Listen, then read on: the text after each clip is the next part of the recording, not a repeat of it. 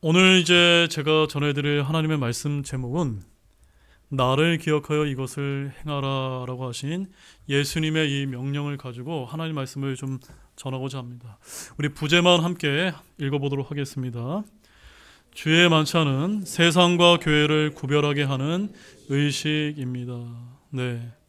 오늘 제가 왜 이런 주의 만찬과 관련된 설교 말씀을 정했냐면, 제가 여기 와서도 목회를 하면서도 우리가 주의 만찬을 많이 행하지만 때로는 우리가 너무 형식적으로 때 되면 하는 그런 주의 만찬이 아닌가라고 이렇게 생각하는 경향이 있을 수 있기 때문에 오늘 말씀을 통해서 주의 만찬은 이러이러한 의미에서 하나님께 우리에게 명하셨구나라는 점을 여러분이 분명히 깨닫고 이 기쁨의 자리, 이 경건한 자리에 우리가 다 동참하기를 바라는 마음에서 오늘 이 말씀을 준비했고, 또 오늘 설교 말씀을 마치게 되면은 우리가 이제 주의 만찬을 행하도록 이렇게 하겠습니다.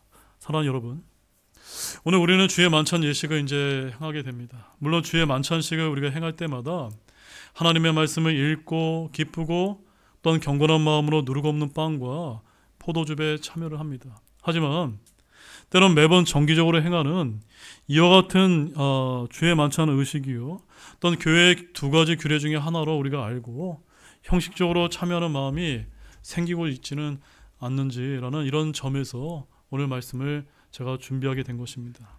그런 의미에서 오늘 주님께서 뭐라고 명령하셨습니까? 나를 기억하여 이것을 행하라 라고 명령하신 이 주의 만찬은 궁극적으로 어떠한 영적인 의미를 담고 있는지를 저와 함께 이렇게 살펴보기를 원합니다.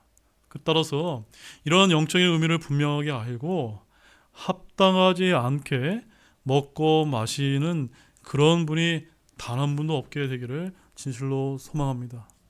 아멘이시죠? 자, 우리 그럼 본문의 말씀을 좀 보겠습니다. 자, 첫 번째는 주의 만찬은 어떤 의식이라고 제가 말씀을 드렸죠? 우리가 살아가는 이 악한 현 세상과 교회를 구별하게 하는 의식이라는 점을 우리가 먼저 기억해야 됩니다. 자, 본문 23절 말씀 함께 보겠습니다. 내가 또한 너희에게 전해준 것은 내가 주께 받은 것이니 곧 주 예수님께서 배반당하신 바로 그 밤에 빵을 집어. 자, 우리가 23절 말씀을 보게 되면은 사도 바울은 내가 또한 너희에게 전해준 것은 내가 누구에게서 받은 거라고 말씀하고 있죠? 주께 받은 것이니 라고 이렇게 말씀하고 있는 것을 주목하시기 바랍니다. 바로 이 말씀은 바로 이 주의 만찬의 기원이 누구로부터 된다는 것을 보여주고 있습니까? 네, 사도 바울 자신이 아니라 예수님으로부터 이 주의 만찬이 기원하고 있다는 것을 우리에게 보여주고 있는 것입니다.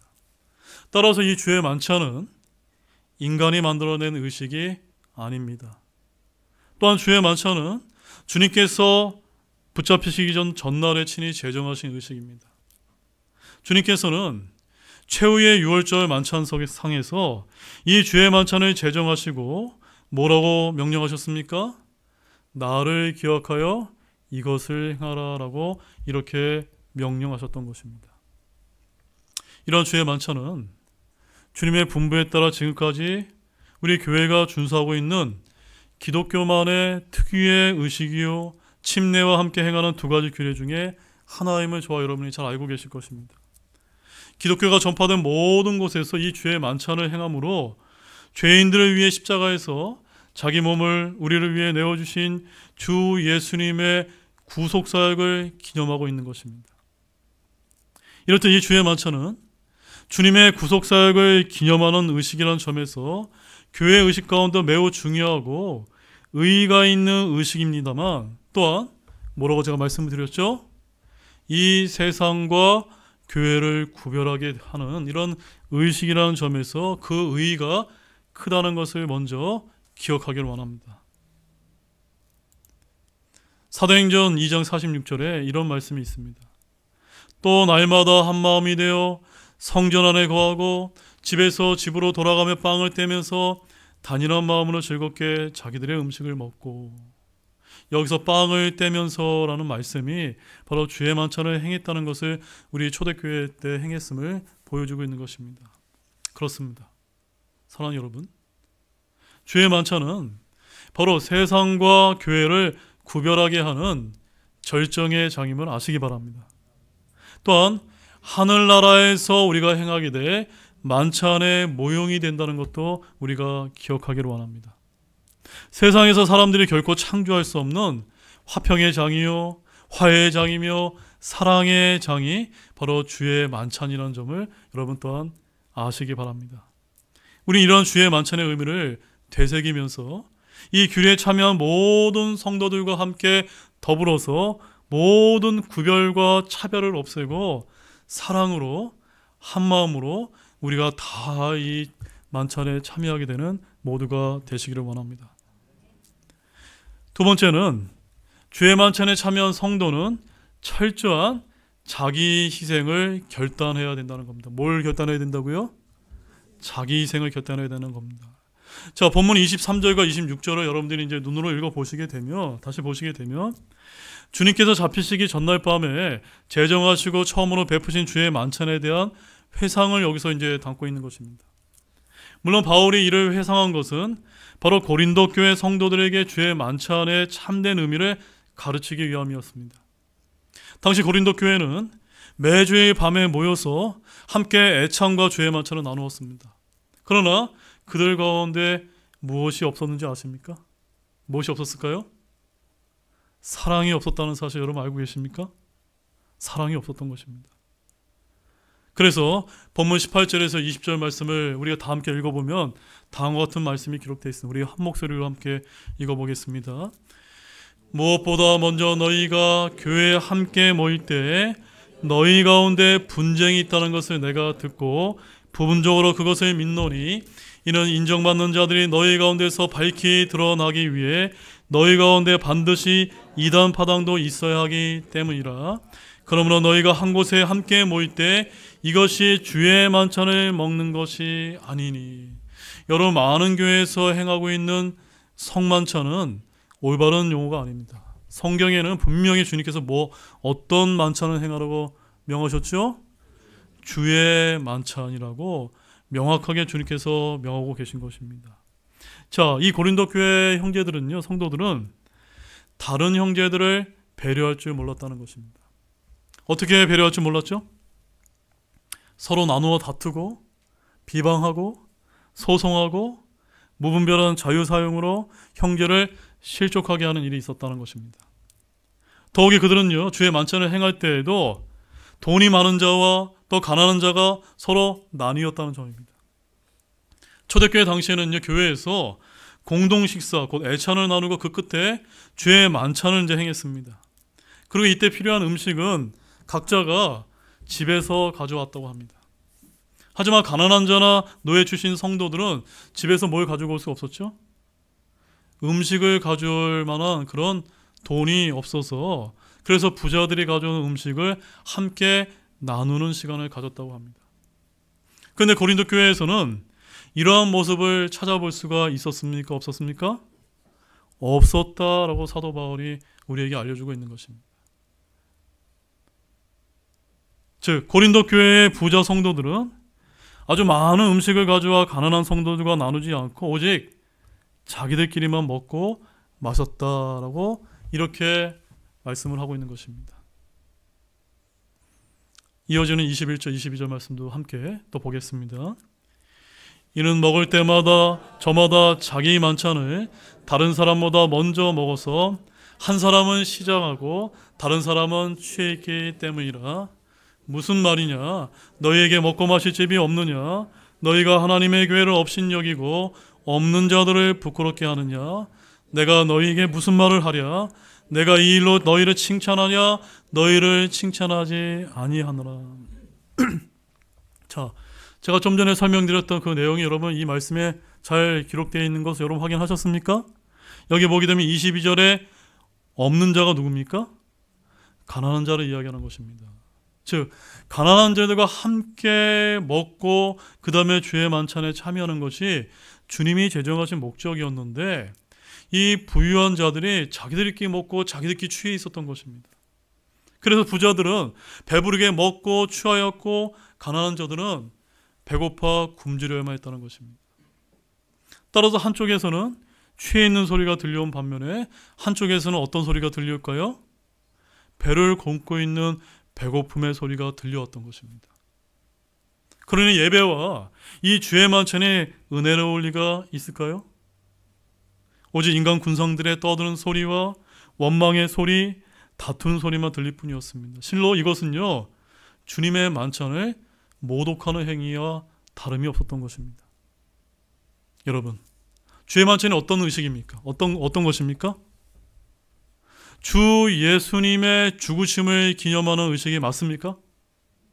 아무런 가치도 없는 지옥에 갈 수밖에 없는 저와 여러분들을 구원하시기 위해 흠과 죄가 없으신 주 예수님께서 갈보리 십자가에서 자신의 피를 흘리시고 자신의 살을 찢으신 사실을 기념하는 의식이 바로 주의 만찬이 아닙니까? 맞습니까, 여러분? 우리를 위해 자기를 철저히 희생하신 주님의 구속사역을 기념하는 의식인 것입니다. 또한 그 주님과 연합하고 성도가 성도로서 더불어 하나로 연합을 상징하는 의식이 바로 주의 만찬인 것입니다. 그러니 주의 만찬을 행하면서 서로 나뉘고 다투고 비방하고 소송하는가 하는 반면에 주의 만찬 시간에 마저 음식을 먹는 문제로 나누어 다툰 육신적인 고린도 교회 성도들의 처사가 좋은 일입니까? 나쁜 일입니까? 매우 나쁜 일이요, 악한 처사가 아닐 수가 없다는 것입니다. 여러분, 우리가 이런 말씀을 읽어보면서 저게 고린도 교회 이야기지 우리 교회 이야기는 아닐 것이다 라고 이렇게 생각해서는 결코 안 될 것입니다. 주의 만찬에 참여한다는 것은 단순히 우리가 이 주님의 구원사역을 기념하는 것뿐만이 아니라 우리 예수님처럼 다른 사람을 위해서 무엇을 해야 됩니까?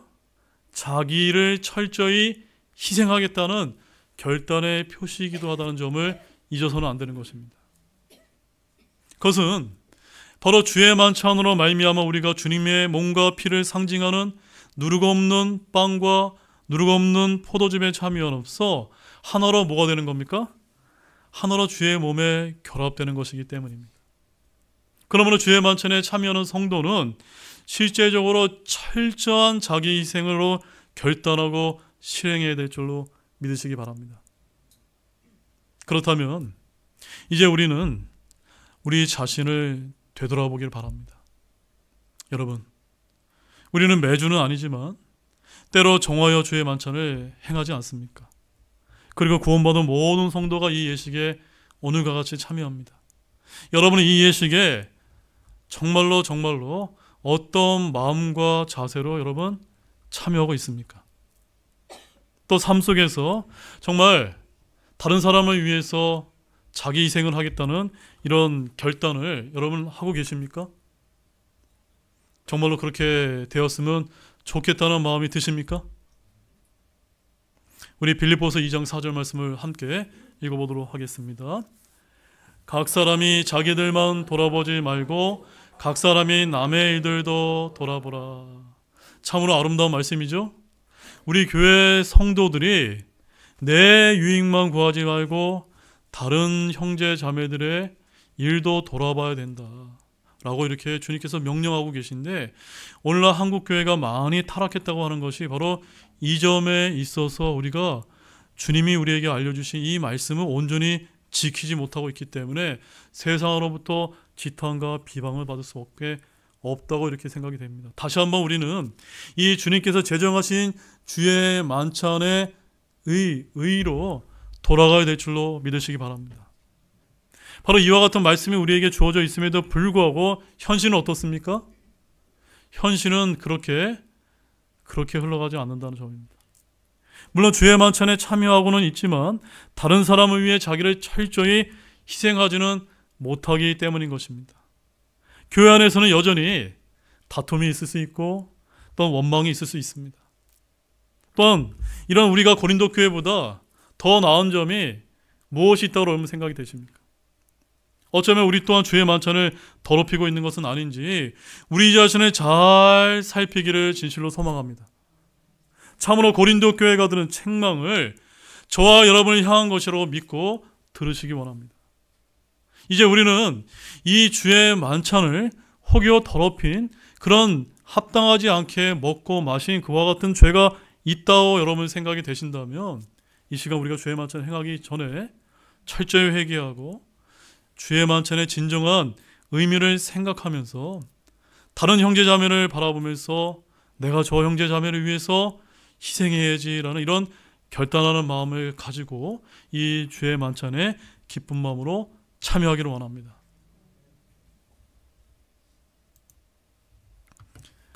세 번째는 주의 만찬은 주 예수님을 기념하는 예식이라는 점입니다. 자, 본문 24절 말씀을 함께 또 보겠습니다. 감사를 드신 뒤에 그것을 떼시며 이르시되 받아서 먹으라. 이것은 너희를 위해 지킨 내 몸이니 나를 기억하여 이것을 행하라 하시고. 자, 24절 말씀을 보게 되면 주님은 나를 기억하여 이것을 행하라 라고 이렇게 명령하셨습니다. 자, 여기서 이것이라는 것은 너무나 당연히 주의 만찬 예식을 말하는 것입니다. 그리고 기념이라는 말은요, 회상 또는 기억이라고 하는 그런 뜻을 담고 있습니다. 즉 주님은 이 주의 만찬 예식을 통해서 우리가 누구를 기억하기를 원하는 겁니까? 예, 주님을 기억하고 주님의 구속사역을 기억하기를 원하신다는 것입니다. 자, 실로 우리 주님께서는 거대한 기념관 같은 것을 세워놓고 나의 죽음을 기념하라고 명하시지 않으셨다는 점입니다. 여러분, 우리 인간들 가운데는 아주 위대한 어떤 일을 행한 사람을 보게 되면 그 일을 행하고 나서 사람들 어떻게 하기를 원합니까? 뭔가 기념관을 지어서 그 사람의 그런 행한 일들을 기념하기를 좋아하지 않습니까? 근데 정말 우리를 구원하기 위해서 오신 예수님은 우리 인류를 위해서 엄청난 일을 행하셨는데 그와 같은 일은 전혀 하지 아니하시고 그저 무엇만을 행하라고 명령하셨습니까? 죄의 만찬을 행하라, 이렇게 명령하셨던 것입니다. 즉 빵과 잔을 나누시면서 너희를 위해 내 몸이요 피니 먹고 마실 때마다 나를 좀 기억해 주면 안 되겠니? 라고 이렇게 부탁하셨던 것입니다.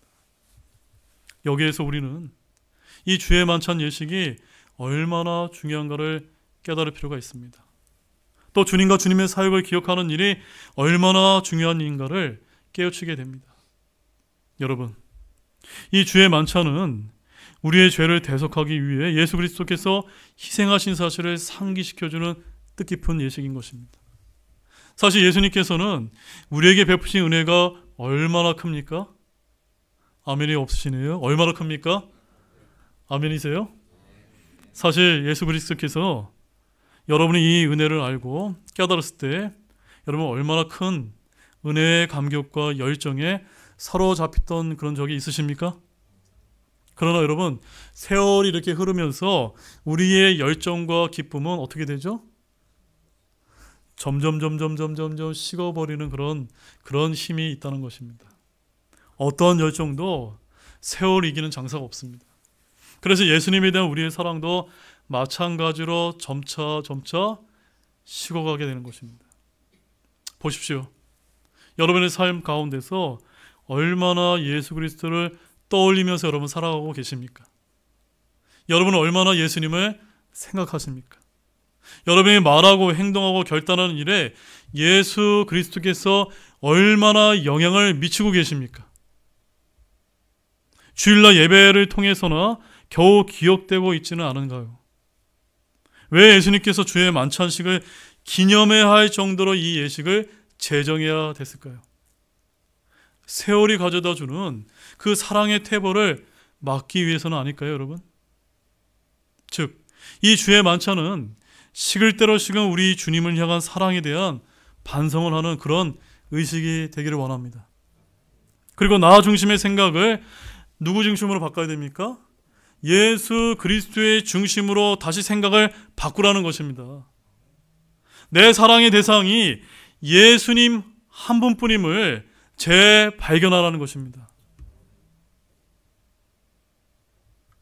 요한복음 6장 35절에 이와 같은 말씀이 있습니다. 예수님께서 그들에게 이르시되 내가 생명의 빵이니 내가 오는 자는 결코 줄이지 아니할 것이요 나를 믿는 자는 결코 목마르지 아니하리라. 진짜 배부르지 않고 진짜 이렇게 목마르지 않는다는 거 말하는 것이 아니라 예수님을 믿는 자는 예수님이 생명의 빵이 되고 생명의 생명수가 되어서 그들의 영혼을 구원하게 해준다는 그런 말씀이 아닙니까? 그러므로 우리를 위해서 피를 흘려주시고 죄를 용서하시고 우리를 구원해 주신 이 주의 만찬 예식을 행할 때마다 그것을 통해서 우리의 의식과 행동 속에 일대 반전이 있게 되기를 정말로 기대합니다. 이제까지 나 위주로 나를 위해 흘려오던 인생이 예수 그리스도 중심으로 그리스도를 위한 인생으로 우리 모두가 일대 전환이 있게 되기를 원합니다. 우리의 말과 우리의 행동에 예수 그리스도께서 살아있기를 원합니다. 주의 만찬 예식을 통해 바로 우리 안에 예수님께서 진정 살아있게 되는 모두가 되시기를 진실로 소망합니다. 네 번째는 주의 만찬은요, 따라 보시기 바랍니다. 주의 만찬은 그분의 죽으심뿐만 아니라 그분의 다시 오심 또한 기억해야 합니다. 무슨 말씀인지 이해하셨습니까? 우리가 주의 만찬을 행할 때마다 주님께서 2000년에 내 죄를 용서해 주셔서 죽으셨지 라는 점만 기억하면 그는 반쪽짜리 주의 만찬인 것입니다. 무엇까지 다시 기억해야 됩니까? 그 나를 구원해 주신 주님께서 나를 위해서 다시 오시지. 그것을 우리가 알고 주의 만찬에 행해야 완전한 주의 만찬의 의미를 우리가 알고 행하게 되는 것입니다. 자, 본문 25절과 26절 말씀을 읽어보시기 바랍니다. 저녁 식사 뒤에 또한 그와 같은 방식으로 잔을 집으시고 이르시되 이 잔은 내 피로 세워놓은 새 상속 언약이니 너희가 그것을 마실 때마다 나를 기억하여 이것을 행하라 하셨느니라. 이는 너희가 이 빵을 먹고 이 잔을 마실 때마다 주의 죽으심을 그분께서 오실 때까지 보이기 때문이라. 이 주의 만찬 언제까지 행하라고요? 네, 주님께서 오실 때까지. 언제 오십니까? 네, 곧 오실 건 아닙니까? 네, 바로 주님께서 다시 오실 때까지 이 주의 만찬을 행하라고 우리에게 주셨기 때문에 이 주의 만찬은요, 그저 주님의 죽으심만을 기억하는 것이 아니라 주님의 재림까지도 우리가 상기하면서 이 만찬을 행해야 되는 것입니다. 그러므로 이것은 기념하는 것이지 우리가 로마 카톨릭처럼 성당에서 희생제를 매번 다시 드리는 것이 결코 아니라는 점을 여러분 기억하기 원합니다. 여러분, 우리 카톨릭 성당을 가보게 되면은 미사 때마다 소위 성체성사라는 것을 여러분 들어보셨습니까? 그 성체성사라는 것을 행하면서 진짜로 예수 그리스도의 몸을 먹고 그리스도의 진짜 피를 마신다고 이렇게 생각하면서 행한다고 합니다. 그러니까 천주교인들은요, 주일날 아침 미사 때마다 매번 희생제를 거듭거듭 다시 드리는 것입니다. 한 번 죽으심으로 모든 구속사역을 끝내놓으신 예수 그리스도를 2번, 3번, 100번, 1000번 다시 죽게 만드는 것이 바로 성체성사인 것입니다. 근데 여기서 우리가 예수님을 기억한다는 것은 무엇을 기억하라고 하는 것입니까? 그분의 죽으심을 기억하라는 것이 맞습니까? 네, 맞습니다. 주님께서는 이 잔은 뭐라고 말씀하셨죠? 내 피로 세워놓은 새 상속 언약이니 라고 이렇게 말씀하셨습니다. 여러분, 새 상속 언약은 바로 예수 그리스도께서 나의 죄들로 인하여 죽으셨음을 믿는 모든 자들이 그 믿음으로 구원받고 영원한 생명을 얻게 된다는 신약적인 언약이 아닙니까? 그러므로 이 주의 만찬은 그분의 죽으심을 기억하고 기념하는 것입니다. 그런데 또 26절에서 뭐라고 말씀하고 있다고요? 주의 죽으심을 언제까지? 그분께서 오실 때까지 보이기 때문이라고 명령하고 있다는 점입니다. 즉, 우리 주의 만찬에서 그리스도의 피와 몸의 교제를 나누면서 그의 죽으심만을 기억하고 끝낼 수가 없다는 것입니다. 우리는 그분의 죽으심을 기억하는 동시에 무엇도 기억해야 되죠?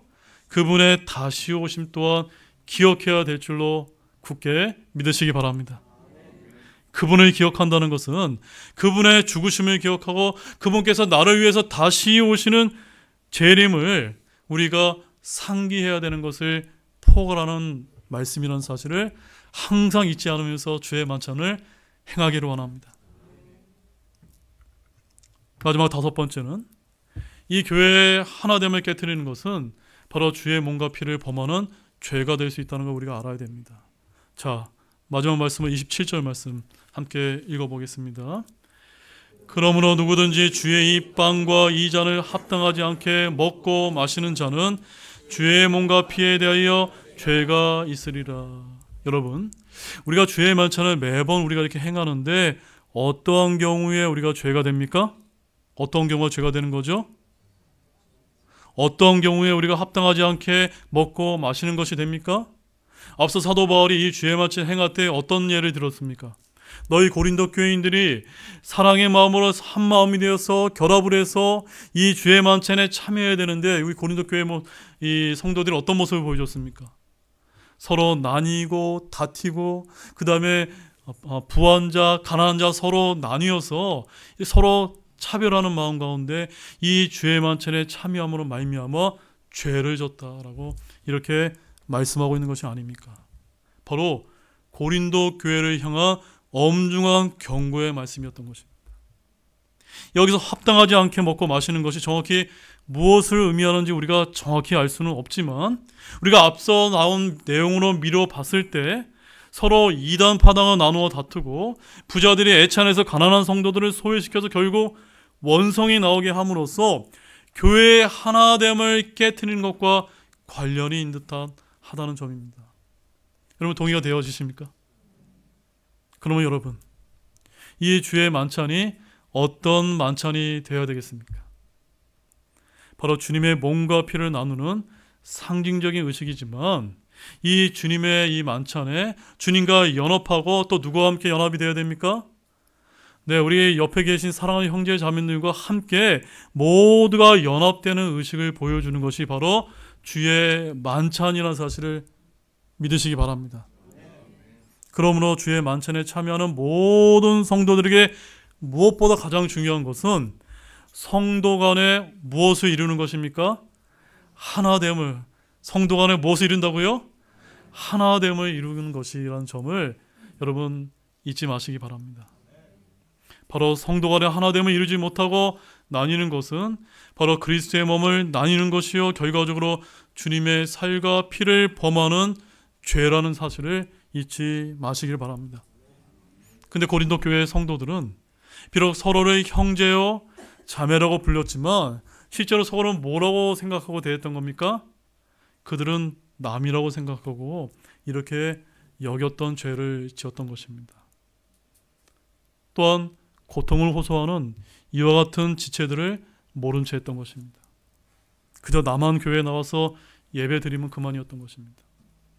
그럼 이러한 모습이 비단 고린도 교회에서만 찾아볼 수 있는 모습입니까? 저는 절대 아니라고 봅니다.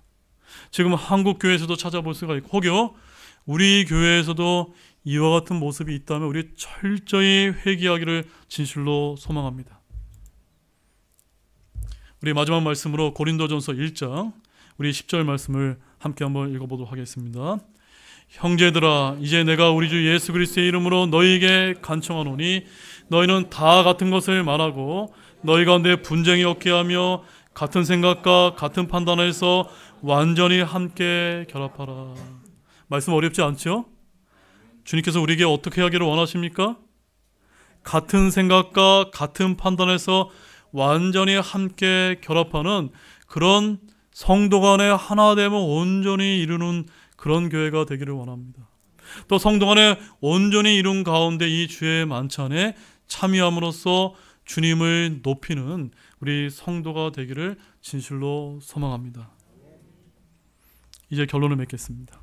여러분, 오늘 우리는 주님께서 친히 제정하시고 기념하신 이 주의 만찬의 목적과 의미를 아주 깊이 있게 살펴보았습니다.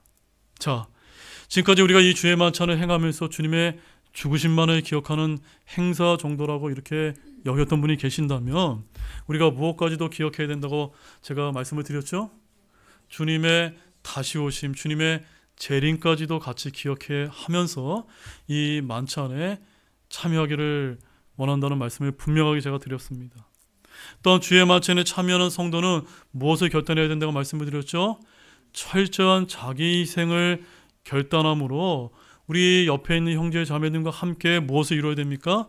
하나됨을 이루는 가운데 이 주님께서 명하신 누룩 없는 빵과 누룩 없는 이 포도즙에 참여하는 정말 거룩하고 기쁜 주의 만찬이 되어야 된다고 여러분에게 말씀을 드렸습니다.